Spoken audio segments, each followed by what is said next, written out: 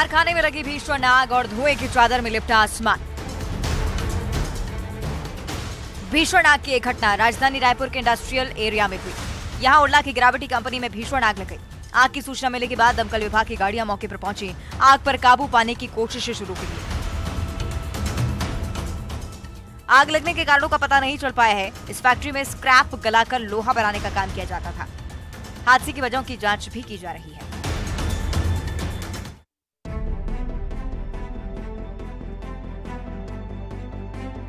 जबलपुर में देर रात देवताल की पहाड़ी आग का गोला बन गई।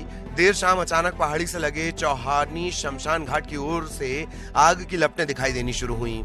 कुछ ही देर में पहाड़ी का एक बड़ा हिस्सा आग की चपेट में आ गया। आग की लपटें स्थानीय लोगों को काफी दूर से नजर आ रही थीं। पहले तो सूचना पर पहुंची दमकल की टीम ने पहाड़ी पर पहुंचकर आग को बुझाया और वहां से लौट आई, लेकिन रात में फिर से पहाड़ी पर आग की लपटें दिखाई देने लगीं। दूसरी बार आग का गोला देख पूरे इलाके में हड़कंप मच गया। लोग दहशत में आ गए। वैसे तो इस पहाड़ी पर कोई जानवर नहीं है, ना ही आसपास कोई इंसानों की बस्ती है, लेकिन यहाँ प्राकृतिक सौंदर्य गजब का है जो आग की चपेट में जलकर राख हो गया। रात भर की मशक्कत के बाद आग पर काबू पाया जा सका।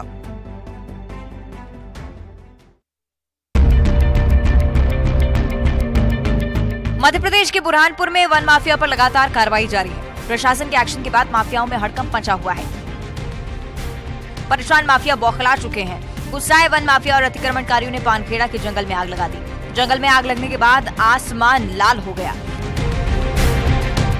लपटें दूर से दिखी तो हड़कंप मच गया। जंगल के पास के ग्रामीणों में हड़कंप मचा और इधर प्रशासन ने आतंक पर लगाम लगाने के लिए पुलिस और एसटीएफ की टीम गठित की है, जो हर वक्त नजरें बनाए हुए हैं।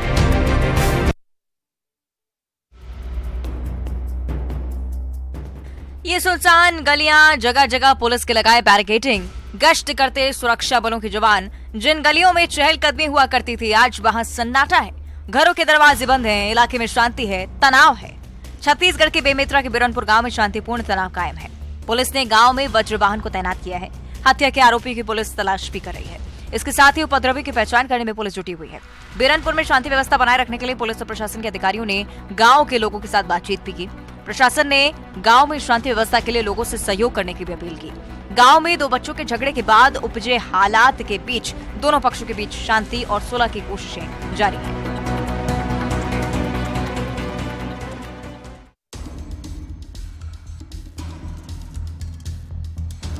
एमसीबी जिले के बनांचल क्षेत्र विकासखंड भरतपुर से 15 किलोमीटर दूर स्थित ग्राम पंचायत घाघरा, यहां आश्रित ग्राम साधन टोला में अचानक हाथियों का झुंड घुस आया। शाम का वक्त लोग अपने अपने घरों में आराम करने लगे थे, तभी गांव में आई दहशत ने उनकी नींद हराम कर दी।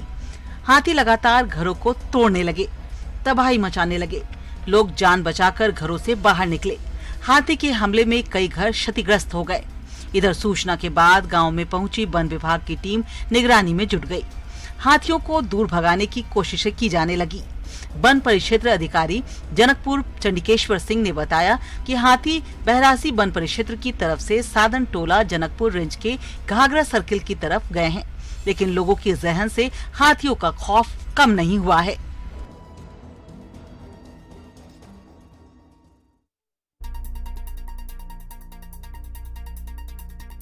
छत्तीसगढ़ में हाथियों का उत्पात थमने का नाम नहीं ले रहा है।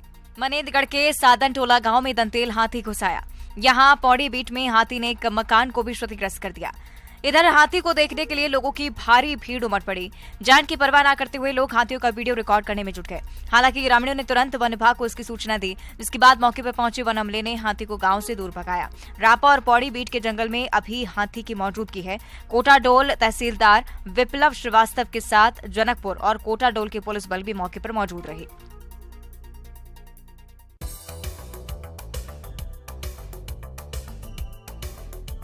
छत्तीसगढ़ के जगदलपुर में 3 दिवसीय गड़िया महोत्सव का रंगारंग आगाज हुआ। महोत्सव में सांस्कृतिक कार्यक्रमों का भी आयोजन किया गया।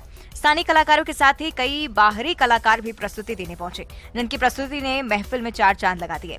कार्यक्रम में लोग जमकर झूमे और खूब आनंद उठाया। कार्यक्रम में स्कूली बच्चों ने भी मनमोहक प्रस्तुतियां दी। देर रात तक चले कार्यक्रम को देखने जनप्रतिनिधि और अधिकारी भी मौजूद रहे।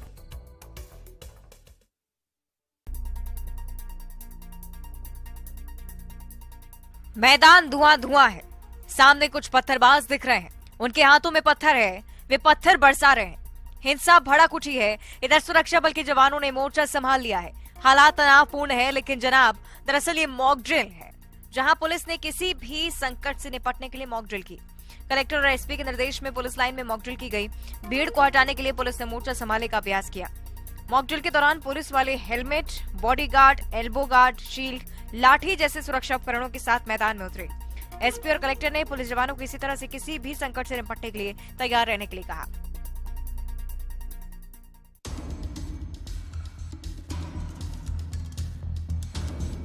जब घर के किसी कोने में मौत फुफकार रही हो, जब कमरे में कोबरा घूम रहा हो, जब आंखों के सामने विस्तर फन फैलाए बैठा हो, तो भला किसके पैरों तले जमीन नहीं खिसकेगी। छत्तीसगढ़ के कोरबा में डिस्ती स्थित निर्मला स्कूल के पास एक घर में नाग को देखा गया। घर में बिस्तर को देखते ही परिजनों के होश फाख्ता हो गए। उन्होंने तुरंत स्नेक कैचर को इसकी जानकारी दी। फिर सुरक्षित तरीके से सांप का रेस्क्यू किया गया और फिर जंगल में छोड़ दिया गया। आपको बता दें कि छत्तीसगढ़ में सांप को गौहा डोमी, हिंदी में नाग और अंग्रेजी में कोबरा कहते हैं। स्नेक कैचर ने बताया है कि सांप में न्यूरोटॉक्सिन नामक जहर पाया जाता है। यदि कोई व्यक्ति सर्पदंश का शिकार हो जाए तो उसे 1 घंटे में सही उपचार न मिले तो व्यक्ति की जान भी जा सकती है। सांप के रेस्क्यू के बाद परिजनों ने राहत की सांस ली।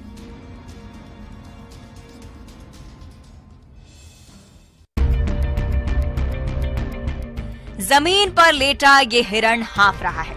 तस्वीरें छत्तीसगढ़ के कवर्धा जिले की हैं, जहां जंगल से भटककर ये हिरण गांव पहुंच गया।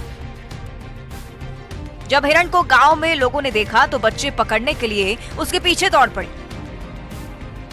प्यास की तलाश में जंगल से गांव पहुंचे हिरण को जब दौड़ लगानी पड़ी तो वो बेहोश हो गया, हांफने लगा।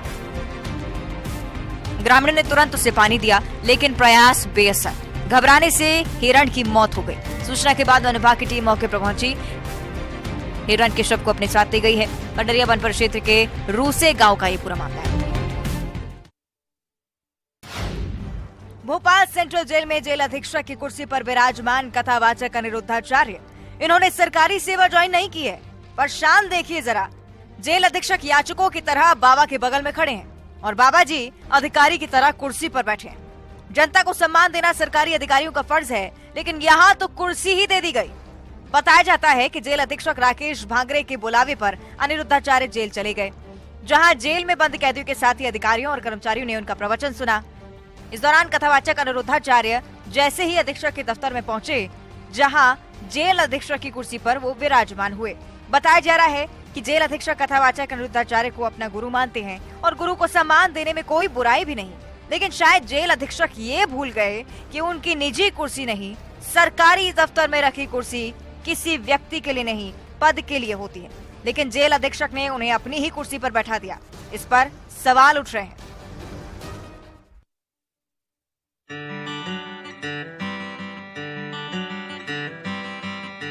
इंदौर के विश्व प्रसिद्ध रणजीत हनुमान मंदिर में मंगलवार को अखंड भंडारे का आयोजन हुआ, जो फिलहाल देश में चर्चा का विषय बना हुआ है। भंडारे के लिए 200 क्विंटल पूड़ी, 55 क्विंटल बूंदी के साथ 20 कढ़ाव राम भाजी, 20 क्विंटल लौंजी, 20 क्विंटल भजिए तैयार किए गए थे। इसके लिए 350 रसोइयों की टीम ने 2 दिनों तक दिन रात एक कर तैयारी की। वहीं भंडारा बनाने के लिए कई किलो आटा, तेल, सब्जी और बेसन का इस्तेमाल किया गया था। भोजन तैयार होने के बाद सबसे पहले रणजीत हनुमान भगवान को राम भाजी, पूड़ी, बूंदी, भजिए और लौंजी का भोग लगाया गया। इसके बाद शहर के 51 मंदिरों में प्रसाद पहुंचाया गया। इसके बाद 251 बटुकों के भोजन के साथ अखंड भंडारे की शुरुआत हुई, जो देर रात तक चलता रहा। भंडारे में 1 लाख से ज्यादा लोगों ने पंगत में बैठकर भोजन किया, तो वहीं चलित व्यवस्था के तहत कतार में लगकर पैकेट में प्रसादी बांटी गई। भगवान हनुमान के जन्मोत्सव पर रणजीत हनुमान मंदिर पर भंडारे की परंपरा 135 सालों से चली आ रही है।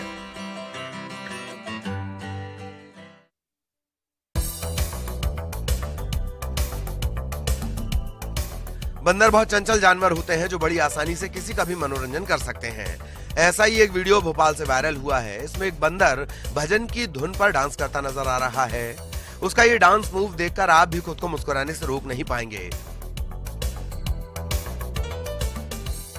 वीडियो राजधानी के छोला इलाके का बताया जा रहा है, जहां किसी भजन संध्या जैसा कुछ आयोजन किया गया था। आयोजन में एक से बढ़कर एक भजन बजाए जा रहे थे। तभी एक बंदर वहां पहुंचा और किसी मकान की छत पर बैठकर भजन का भरपूर आनंद लेता नजर आया। बंदर के डांस का ये वीडियो सोशल मीडिया पर जमकर वायरल हो रहा है।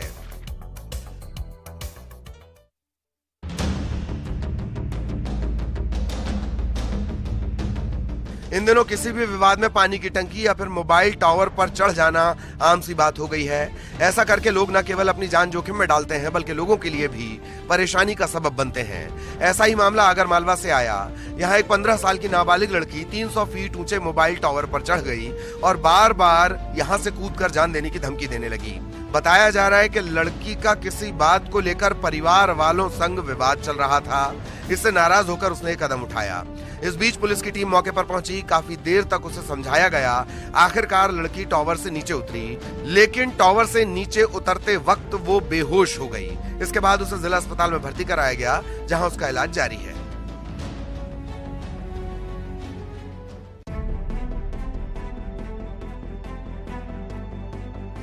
सीहोर के बुद्धि नेशनल हाईवे पर सड़क हादसा हो गया। बालाघाट से भोपाल जा रही एक यात्री बस सड़क हादसे का शिकार बनी और सड़क पर खड़े माल भरे ट्रक में पीछे से घुस गई।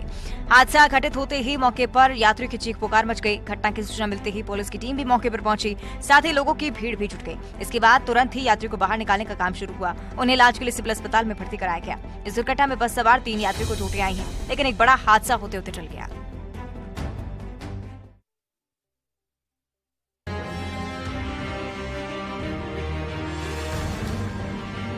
पुलिस अपराधियों के लिए सख्त है तो आम लोगों की मददगार भी है। इसका नजारा तब देखने को मिला जहां एसपी ऑफिस में अपनी फरियाद लेकर आई 80% दिव्यांग महिलाओं को ग्वालियर पुलिस के सिपाहियों ने न सिर्फ सहारा देकर सीढ़ियों से ऊपर चढ़ाया उतारा, बल्कि अपने हाथों से महिला को जूते भी पहनाए।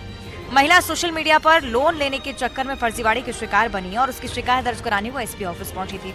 जब ऑफिस में मौजूद सिपाहियों ने उन्हें ऐसी हालत में देखा तो उन्हें सहारा देकर उठाया और अधिकारियों के पास ले गए। वहां पुलिस अफसरों ने मिथिलेश को न सिर्फ उसका रुपए वापस दिलाने का भरोसा दिया, बल्कि ठगों के खिलाफ कार्रवाई करने का भी आश्वासन दिया।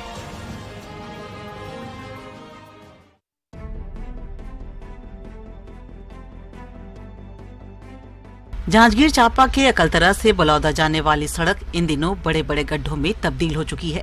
हर समय सड़कों पर धूल उड़ता रहता है। रोजाना यात्री हादसों के शिकार होते रहते हैं। खासकर बारिश के दिनों में सड़कों पर बने गड्ढों में पानी और कीचड़ भरा रहता है। माँ के दिन धूल उड़ते रहते हैं। इसको लेकर इलाके के लोगों में आक्रोश देखा जा रहा है। साथ ही जल्द सड़क बनाने की मांग भी कर रहे हैं। वहीं स्थानीय बीजेपी विधायक सौरभ सिंह बदहाल सड़क का ठीकरा पीडब्ल्यूडी के अधिकारियों और राज्य सरकार के ऊपर फोड़ रहे हैं। कला को मिली पहचान तो मिली उम्मीदों को ऊंची उड़ान। जी हाँ, मध्य प्रदेश के एक छोटी सी जगह डिंडोरी के घर घर में रचे बसे गोंड पेंटिंग को अब पूरी दुनिया जान पाएगी, क्योंकि इस शानदार कला को अब जीआई टैग मिल गया है। गोंड पेंटिंग को मिले इस मुकाम पर पद्मश्री पुरस्कार से सम्मानित प्रसिद्ध गोंड कलाकार भज्जू श्याम ने खुशी जताई है। उन्होंने कहा कि ये बड़े ही गर्व का विषय है। इससे आदिवासी और गोंड बहुल समुदायों के लोगों को अब सीधा लाभ मिलेगा। गोंड पेंटिंग के बारे में पद्मश्री भज्जू श्याम ने बताया कि ये पेंटिंग हमें प्रकृति, पेड़ पौधों, जानवरों, चंद्रमा, सूरज, नदी, नालों, भगवान और देवी देवताओं के बारे में बताती है। क्या खाना खिलाया जाता है, कैसे हल बनाया जाता है, राजा कैसे शासन करते थे, लड़ाई, तंत्र मंत्र की शक्तियां कैसे काम करती है, यह सब पेंटिंग के माध्यम से समझाया जाता है।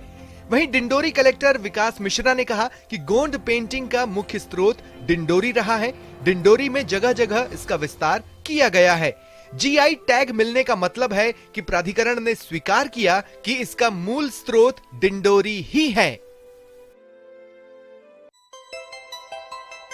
सूर्य की किरणें तीखी होती जा रही हैं, लिहाजा मैदानी इलाकों में गर्मी बढ़ रही है तो पहाड़ गुलजार हो रहे हैं। दरअसल गर्मी बढ़ने के साथ ही लोग पहाड़ों का रुख करने लगे हैं ताकि जलती चुभती गर्मी से तन मन को राहत मिल सके। हिमाचल प्रदेश के मनाली में सैलानियों के आने का सिलसिला लगातार तेज हो रहा है। सैलानी मनाली के सुहावने मौसम के बीच हसीन वादियों का जमकर लुत्फ उठा रहे हैं। मनाली घूमने आने वाले सैलानी हसी वादियों का मजा लेने के साथ साथ एडवेंचरस एक्टिविटीज का भी लुत्फ उठा रहे हैं। खासकर रिवर राफ्टिंग ने सैलानियों का मजा दोगुना कर दिया है।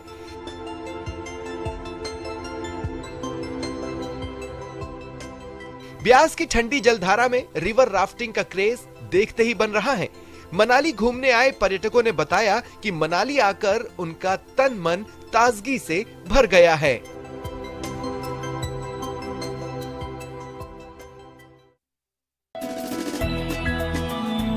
भागलपुर के कलीम बिजली विभाग में काम करते हैं और शरीर पर अटखेलियां करता रहा ये तोता उनका दोस्त है। घर हो या दफ्तर, तोता हमेशा कलीम के साथ ही साये की तरह रहता है। खास बात यह है कि इसे ये पिंजरे में बंद नहीं करते हैं। बिजली विभाग के कर्मचारी कलीम भागलपुर की सड़कों पर अपने कंधे पर तोते को बिठाकर बाइक से फर्राटे भरते हैं और तोता उनकी पीठ पर कंधे पर बैठकर सवारी का आनंद उठाता है। ये इसी तरह खुले मैदान में हमारे साथ चलते रहते हैं। अच्छा, तो और क्या कुछ खासियत है कि ये बोलता है कुछ? क्या बोलता तो है, हर चीज बोलता है हमारे साथ। कहीं भागता तो नहीं? कंधे पे लेके आप बाइक चलाते आ रहे थे? कहीं भागते नहीं है। जब कलीम ऑफिस जाते हैं तो तोता उनके कंधे पर बैठकर ऑफिस जाता है। कलीम के सहकर्मी जब तोते को अपने कंधे पर बैठाना चाहते हैं तो तोता उन पर हमला कर देता है। करीब 6 महीने पुरानी दोस्ती है तोता और कलीम की, लेकिन इनके प्यार को देख ऐसा लगता है कि ये दोस्ती सदियों पुरानी है।